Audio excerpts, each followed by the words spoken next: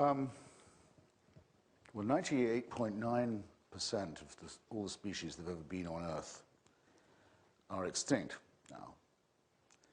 And whatever process it was that set this in motion or kept it going, the process of evolution and natural selection from which we have so self-evidently evolved is a very pitiless one. It doesn't seem to be one that makes very many discriminations or chooses which species is to survive or which to be condemned.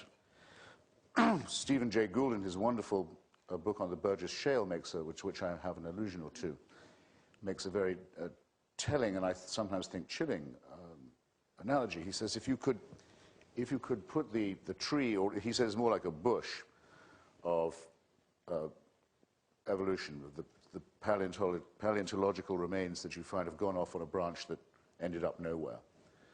It doesn't go up, in other words, in an ascent. It goes out, it fans out in a long bushline. If you could, as it were, run all that back onto a tape, then play that tape again, there's absolutely no guarantee that it comes out the same way. Another branch could have thriven as ours might have withered. That's how random it is. Evolution doesn't know we're here. It didn't intend us to arrive here. It won't notice if we go. It will never know we were here. The stars look down, that's all they do. They don't care. As W.H. Auden says, a wonderful poem, in which the rather marvelous remark is made, if affections unequal be, let the more loving one be me, which Joseph Brodsky said could itself become the basis of a religion of love. Anyway, the poem begins by saying, looking up at the stars, I know quite well that for all they care, I can go to hell. Religion is a combination of debasement and servility. I'm returning to a point I made earlier, with the most extraordinary solipsism. I'll try and put that better.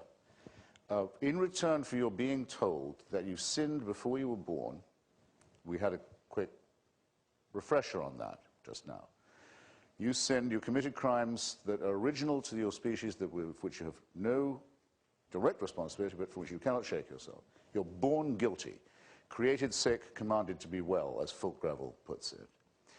And that in the Quran, you're told you're made out of a clot of blood by your Creator. In the Bible, it's from the dust, and then women wrenched even from that rather muddy, imperfect creation as a lesser species. All this, and that you must go, as we all used to have to do, and confess your sins, say, mercy on me, a miserable sinner, wretched, guilty, unworthy. In return for that humiliation, in return for this total abolition of your self-respect, this conviction of having done wrong, you're told, but there's good news. The universe, the whole constellation, the whole celestial globe, the whole thing, was designed with you in mind. So you can be, from someone totally abject and totally shamed, a complete solipsist, a raging egomaniac, the center of the universe, someone for whom it's all been planned. And not only that, but God has a plan for you too.